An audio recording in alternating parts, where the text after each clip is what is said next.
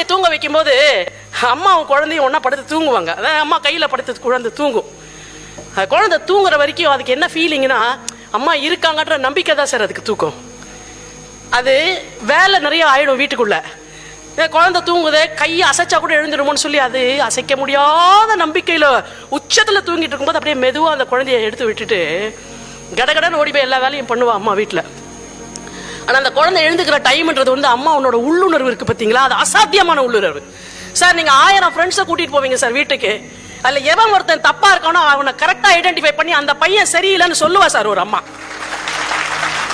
அவன் ஒன்னும் படிச்சவ கிடையாது, அவன் ஒன்னும் டிகிரி வாங்கினவ கிடையாது, ஆனா அவன் உள்ளுணர்வுல சொல்லும், அவளுக்கு ஏதோ ஒன்று சொல்லும் இந்த பையன் தப்பா இருக்கான்னு. அப்படிப்பட்டவதான் அவன் அம்மா. அந்த 2 ஹவர் ஆக போது அந்த குழந்தை எழுந்துக்க போதுன்னு போது அந்த உள்ளுணர்வு அம்மாவுக்கு சொல்லும். எல்லா வேலையும் அப்படியே போட்டுட்டு ஓடி வந்து அந்த குழந்தை பக்கத்துல மறுபடியும் முதல்ல தூக்கத்துல இருந்து அவளை கீழே விட்டுட்டு போனால அதே மாதிரி எடுத்து கையில போட்டுக்குவா. ஏன் தெரியுங்களா, எழுந்துக்கும் போது இந்த 2 ஹவர் வேலை பார்க்கறதுக்கு கூட அம்மா என்னை விட்டுட்டு போலன்ற அந்த ஃபீலிங்லயே அந்த குழந்தை எழுந்துக்கணும் அப்படின்ற அளவுக்கு உச்ச நம்பிக்கையை கொடுத்தவள் தாய். அப்படிப்பட்ட ஒரு சமூகத்துல வாழ்ந்த நமக்கு மத்தியில தூங்கிட்டு இருக்க குழந்தைக்கு விஷம் கொடுத்துட்டு வெக்கமே இல்லாம ஒருத்தங்க கூட போகணும்னு நினைக்கிறேன். அவ்வளவு காமப்பசி எடுத்து விட்ட பெண்களாகவா இங்கே மாறிவிட்டார்கள். ஒரு டிவி சீரியல் நடிகை, அவ கணவன் விட்டுட்டு போயிட்டாரு, 2 பசங்க அவளுக்கு. வேற ஒருத்தரோட ஒரு இதெல்லாம் நம்ம பேசணும் சார், ஏன்னா வெக்கப்பட்டுட்டு பேசாமல இருக்கோம், அறுத்து கிழிச்சு பேசணும் ஒரு இடத்துல. வேற ஒருத்தரோட ஒரு தொடர்பு, அதுவே ஒரு அசிங்கமான விஷயம். அவர் இவளை ஏமாத்திட்டாரா, அவர் இவ பேரை எழுதி வச்சுட்டு தற்கொலை பண்ணிக்கிட்டாரு. உடனே இந்த அம்மா வந்து இவங்களும் தற்கொலை பண்ணிக்க ட்ரை பண்ணி தப்பிச்சுட்டாங்க. நான் கேட்கிறேன் சார், அந்த வீட்டில் 2 குழந்தைங்க இருந்தாங்க. அந்த 2 குழந்தைங்க நீங்க பேப்பர்ல படிச்சிருப்பீங்க இந்த நியூஸை. அந்த 2 குழந்தைங்களும் ஃபர்ஸ்ட் ஆஃப் ஆல் அவங்களுக்கு எவ்வளவு பெரிய ப்ராப்ளம் யோசிச்சு பாருங்க. அப்பா கூட இருந்து ஆதரிக்க வேண்டிய வயசுல அப்பா வெளில போயிட்டாரு. அவங்க அம்மா யாரு நம்மளை காப்பாற்ற போறாங்கன்னு நினைச்சாங்களோ அந்த அம்மா வேற ஒருத்தனோட தொடர்புல இருக்காங்க. அவன் தற்கொலை பண்ணி செத்துட்டானே தங்க அம்மாவும் தற்கொலை பண்ணி சாகணும்னு முயற்சி பண்றாங்க. இந்த 2 பசங்களும் இந்த மாதிரி ஒரு கேடுகட்ட அப்பனையும் ஒரு கீழ்த்தரமான அம்மாவையும் பார்த்து வளர்ந்தா 20 வருஷம் கழிச்சு அவன் இந்த சமூகத்துல ஒரு குற்றவாளியா இல்லாம வேற என்னவா சார் மலருவான்? இந்த சமூகத்துல என்னவா மலருவான்? என் புருஷன் விட்டுட்டு போயிட்டான், இதுக்கு அப்புறம் அவன் வாழ்க்கையில இல்லாட்டி கூட எனக்கு அம்மா அப்பா சாமி எல்லாரும் நான் தான்ற அளவுக்கு நான் இப்படி நின்று ஜெயிச்சு என் பசங்களை வளர்ப்பேன்ற ஒரு கமிட்மெண்ட் உனக்கு உன்னோட குழந்தைங்களோட இருந்திருந்தா இந்த கேவலமான கீழ்த்தரமான வேலைகள்ல நீ ஈடுபட்டிருக்க மாட்டேன். நான் கேட்கிறேன், ஒரு ஆண் இல்லாமல் வாழ முடியாதா? அப்படி வாழ்ந்த சமூகம் இல்லையா? ஒரு பெண் இல்லாமல் வாழ முடியாதா? வாழ்ந்த சமூகம் இல்லையா? சில பேருக்கு கால் இல்லைன்னா வாழறான் சார். ஆண் இல்லை என்றாலும் வாழ பழகிக் கொள்ளுங்கள், பெண் இல்லை என்றாலும் வாழ பழகிக் கொள்ளுங்கள். எப்படி physical challenge is a challenge, or emotional challenge is also a challenge. Do not seek for alternatives, it is a larger risk.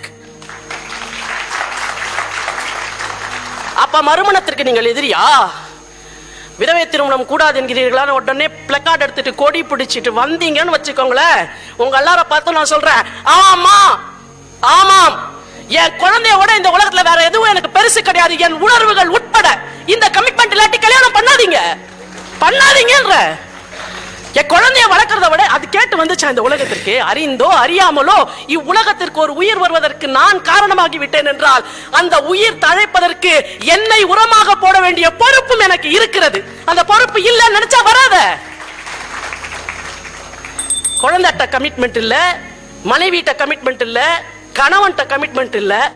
சரி, எங்க அம்மாவால என்னைக்குமே எனக்கு பிரச்சனை வராது, எனக்கு ஒண்ணுன்னு வச்சுக்கோங்களேன், எங்க அம்மா சாவா அப்படின்னு நம்ம வந்து நம்பின சமூகம் சார். ஆனா கேவலமா கீழ்த்தரமா ஒரு கள்ள காதலுக்காக 2 குழந்தைய கொன்னுட்டு அபிராமின்றவ பத்தி ஜெயிலுக்கு போவா அப்படின்னு சொன்னா யார சார் நம்புவேன்? எங்க அம்மாவையே இந்த சமூகத்துல என்னால நம்ப முடியாட்டி நான் வேற யார நம்ப முடியும்? அப்படின்ற கடைசி இடத்திற்கு மனிதன் தள்ளப்பட்டு விட்டானே.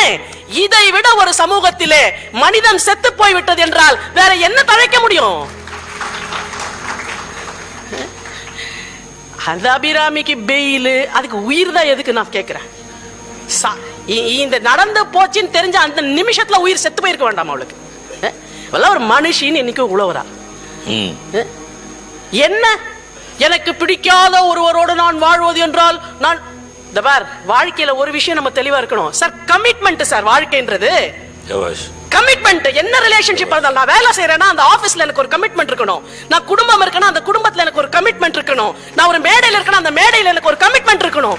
கமிட்மெண்ட் இல்லாத வாழ்க்கை என்ன வாழ்க்கை?